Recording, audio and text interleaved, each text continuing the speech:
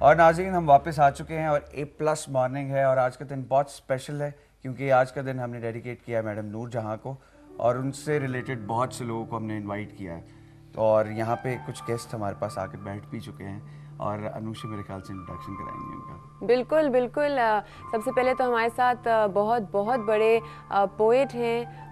बहुत ज़्यादा इनका साथ रहा है मैडम नूर जहान के साथ और वो ऐसा खूबसूरत एक बॉन्ड इस्टेब्लिश हुआ।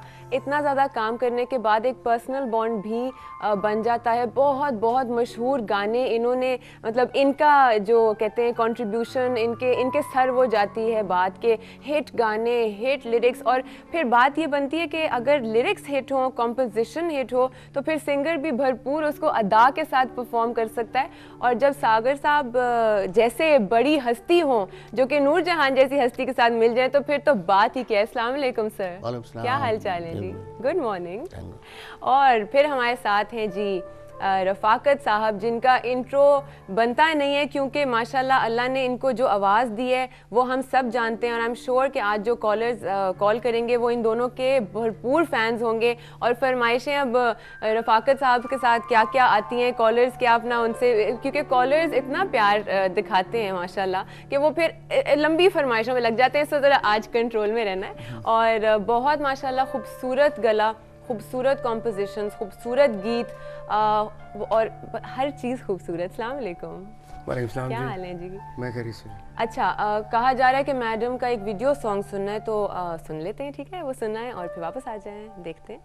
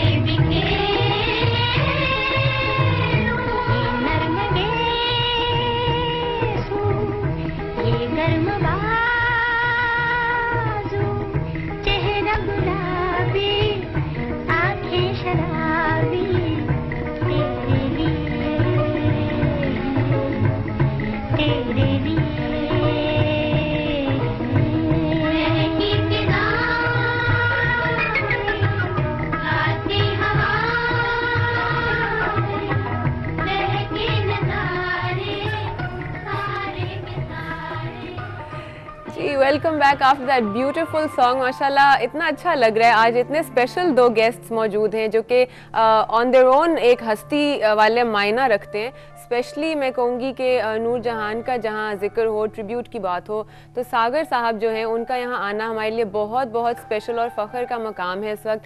सागर साहब, आपसे सबसे पहले पूछेंगे कि आपका और मैडम का इतना खूबसूरत साथ रहा, तो उनके साथ काम करना कैसा होता था? कैसी पर्सनैलिटी थी उनकी? पहली बात तो ये है कि नूर जहां को बहुत कम लोग समझते हैं कि वो क्या खातून थी, वो किस पाए की सिंगर थी, वो किस मिजाज की औरत थी। 7 बरस की एक बच्ची कसूर से, बुल्ले शाह की नगरी से एक गुण लेकर और उस्ताद भी साथ लेकर कलकत्ते के स्टेज पर चढ़ गई। और कलकत्ते का स्टेज उस वक्त इस तरह के लोगों पर नहीं था मुश्तमिल जैसे अब स्टेज होती है, जी। वो स्टेज थे, वहाँ शाह दमाग थे, उनके साथ उन्होंने काम किया। और जवान हुई, बेबी नूरजहां की हैसियत से शुरू किया, फिर जवान नूरजहां हुई, अदाकारी भी साथ साथ करती थी। उसके बाद फिर जब इंडस्ट्री कलकत्ते से बम्बई मुंतकिल हुई जी। तो वो भी बॉम्बे आ गई। बॉम्बे में आकर उन्होंने ख़ानदान, जीनत, बहुत सी फिल्मों में और दिलीप कुमार के साथ जुगनू में हीरोइन की हैसियत से काम किया, वहाँ के शाह दमागों के साथ काम किया। उसके बाद वो पाकिस्तान आई। पाकिस्तान में आने के बाद उन्होंने चन्वे फिल्म की डायरेक्शन भी दी और शाहनूर स्टूडियो मियाँ बीवी ने बनाया मिलकर। 3 बच्चे पैदा हुए, एक हुमा, ज़िल्ले हुमा बेटी, और अकबर हुसैन, असगर हुसैन। और शाह साहब से न बन सकी तो वो अलहदा हो गई, तो उन्होंने एजाज से शादी की। और मुझसे उनका पहला तारुफ जो था वो एज जर्नलिस्ट था। वो मुझे नवाए वक्त के जर्नलिस्ट की ऐसे जानती थी। तो एक फ़िल्म बनी समाज, जिसमें ये भी गाना मेरा था, चलो कहीं दूर ये समाज छोड़ दें, सारे गाने मेरे थे। तो उसमें एक गाना था, इस मुँह से तेरा नाम लूँ दुनिया के सामने। जब वो गा रही थी AM स्टूडियो में, तो वो 7 दफ़ा, उस वक्त डायरेक्ट टेक होती थी, ये नहीं होता था, पंचिंग नहीं होती थी, बेसुरे जो थे वो नहीं चलते थे। और जहाँ एक स्टिंग अगर गलत हुआ है तो पूरी टेक, तो 7 दफ़ा कट हुई और 7 दफ़ा वो रो पड़ती थी। उसके बाद कहती थी इस बंदे को लाओ जिसने ये गाना लिखा है। ये बड़ा तारीख़ी वाक़या है। तो अशफाक मलिक जो स्टूडियो के मालिक थे, उनको उन्होंने कहा जी वो बंदा ला। तो वो उन्होंने कहा वो रियाजुर रहमान सागर है। उन्होंने कहा वो तो जर्नलिस्ट है। उन्होंने कहा जी वो गाने भी लिखते हैं। तो वो बुलाया मुझे, मेरा माथा चूमा, रोने लगी, कहने लगी आपने मेरी तारीख़ लिख दी। वो डायरी कहाँ है, वो आज भी पड़ी है मेरे पास। उन्होंने ऑटोग्राफ दिए, फिर कहा कि मैं आपकी गज़लें गाऊंगी। वो गाना ये था, ताज़ा ताज़ा अलहदगी हुई थी एजाज से ये ज़हन मेरे। वो कहा करती थी कि मैंने सिर्फ एजाज से प्यार किया, सारे शौहरों समेत। बाबांगे धौल कहती थी, ब्लंट औरत थी। तो मैंने सिर्फ एजाज से प्यार किया है और माइक मेरा शौहर है। तो किस मुंह से तेरा नाम लूँ दुनिया के सामने, आएगा कौन रेत की दीवार थामने। 2 दिन का प्यार उम्र की रुसवाई दे गया, किसको बताऊं क्या मुझे हरजाई दे गया। दीवाना कर दिया मुझे सोचों की शाम ने, आता है खौफ अब मुझे अपने ही साए से। नज़रें चुरा रही हूँ मैं अपने पराये से, बदनाम कर दिया मुझे मेरे ही नाम ने। आएगा कौन रेत की दीवार थामने। फिर तो उन्होंने मेरे गाने, कुछ देर तो रुक जाओ, बरसात के बहाने, दिल लगी में ऐसी दिल को लगी कि दिल खो गया, और गल टोलने दरैन बावा गोरियाँ, और बेशुमार गाने गाए।